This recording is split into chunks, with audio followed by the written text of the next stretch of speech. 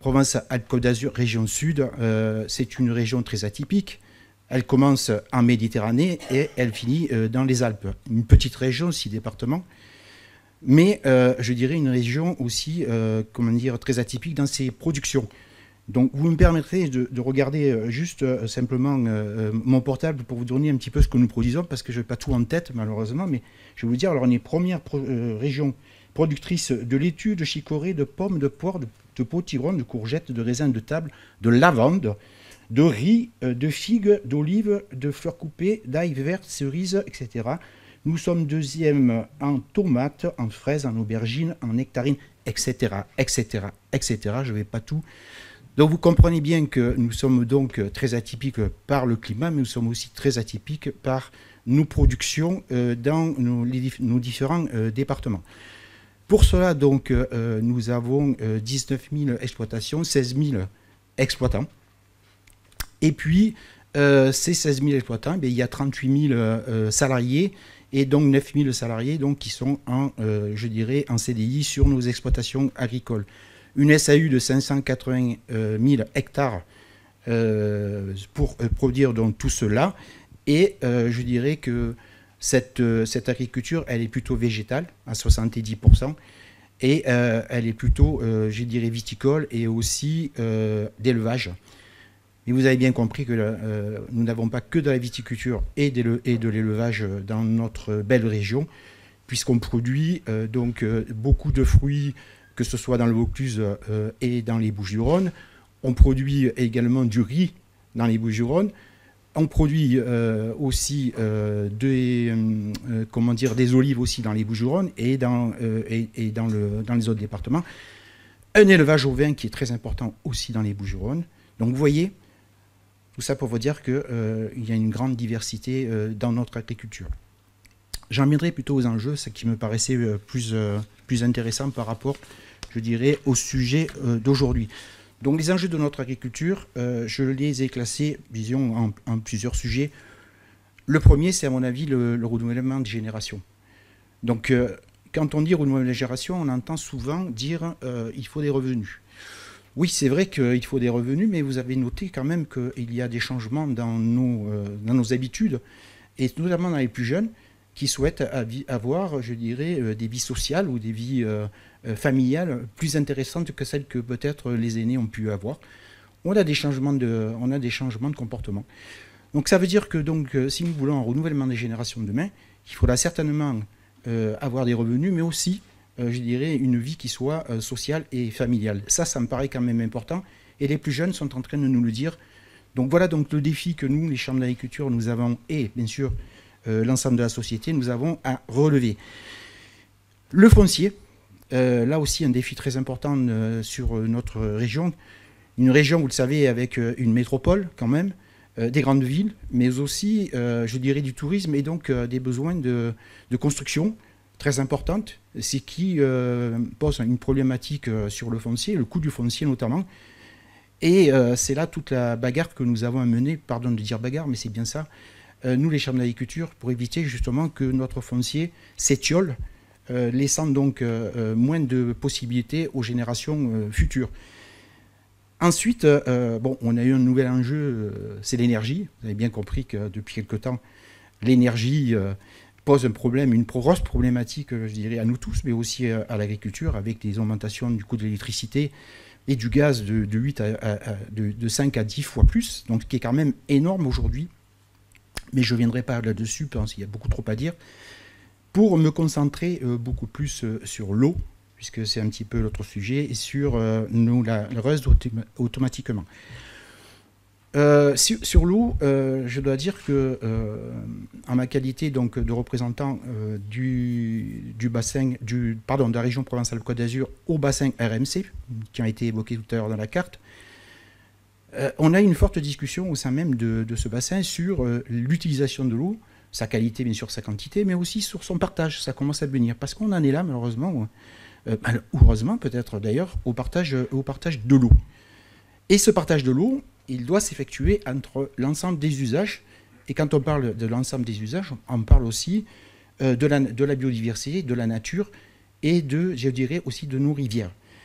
Cette utilisation, nous avons pu la constater, cette problématique, je dirais, de partage, nous avons pu la constater cet été, puisque nous sommes, je dirais, dans le réchauffement climatique, qu'on voyait finalement très, très loin et qui finalement est très présent.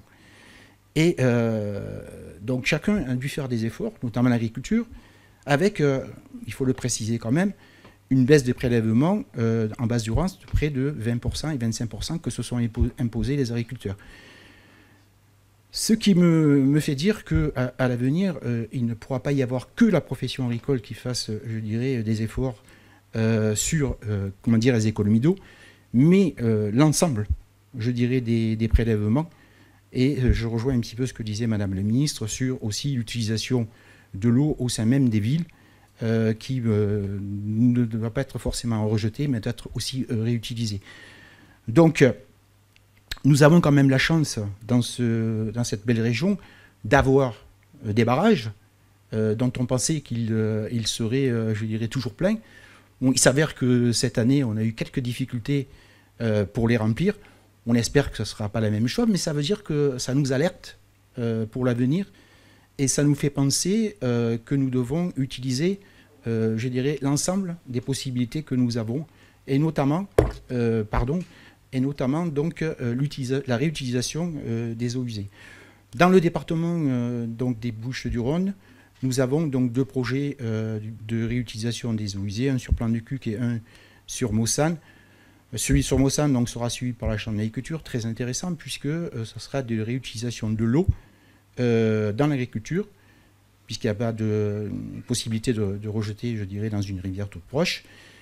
Nous pensons réutiliser cette eau, que ce soit sur l'agriculture ou sur les amandiers. Pas encore, évidemment, sur les légumes.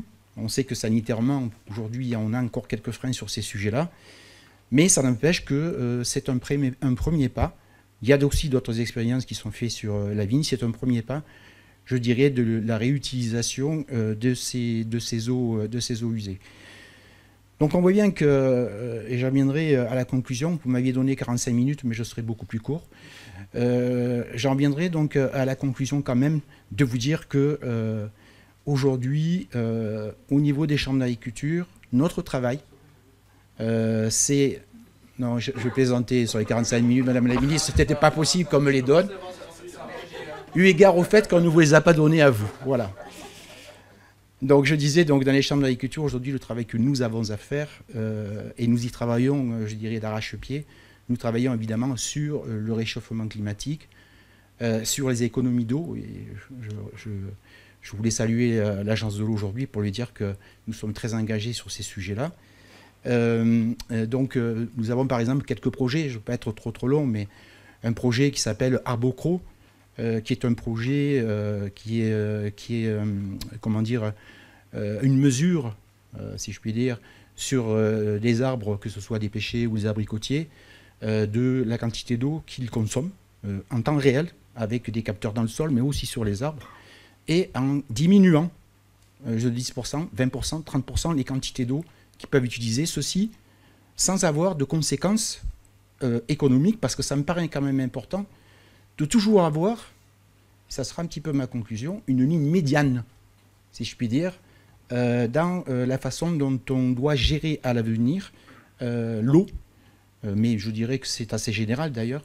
Il ne peut pas y avoir qu'une personne, ou du moins qu'un organisme qui peut avoir raison. Si nous voulons demain avoir de l'eau, si nous voulons avoir quelque chose dans nos assiettes également, si nous voulons avoir aussi de l'eau dans les milieux, si nous voulons avoir, je dirais, de l'eau pour l'industrie également, nous devons trouver des solutions qui soient des solutions assez médianes. Alors j'entends qu'il faut changer d'alimentation, j'entends plein de choses sur l'agriculture. Croyez-moi, on s'y est déjà penché dessus. Le travail de nos stations aujourd'hui travaille très largement sur ces sujets-là, et nous avons des groupes d'agriculteurs qui travaillent sur ces sujets-là. Je peux vous dire qu'on est extrêmement engagés sur tous ces sujets-là. Il nous faut un petit peu de temps.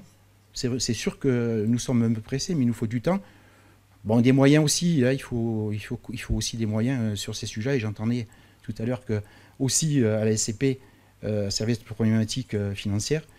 Mais mettez-vous bien dans l'esprit je veux finir surtout par ça parce que ça me paraît important, que personne n'a la vérité. Ce qui est important, c'est que nous puissions avoir, je dirais, une vision très médiane des choses. Parce que sinon, on va se battre entre nous, et ça, c'est pas bon.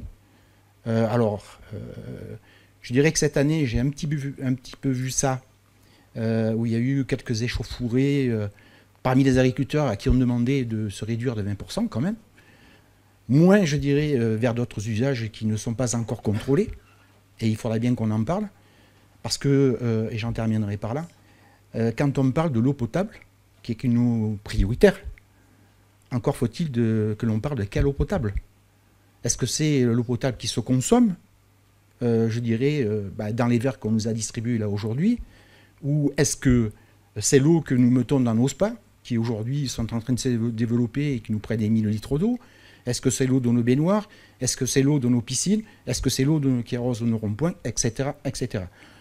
D'où la logique, je dirais, de réflexion sur tous ces sujets-là qui nous permettront, je dirais, d'éviter les conflits d'usage. Et j'en terminerai par là. Merci beaucoup.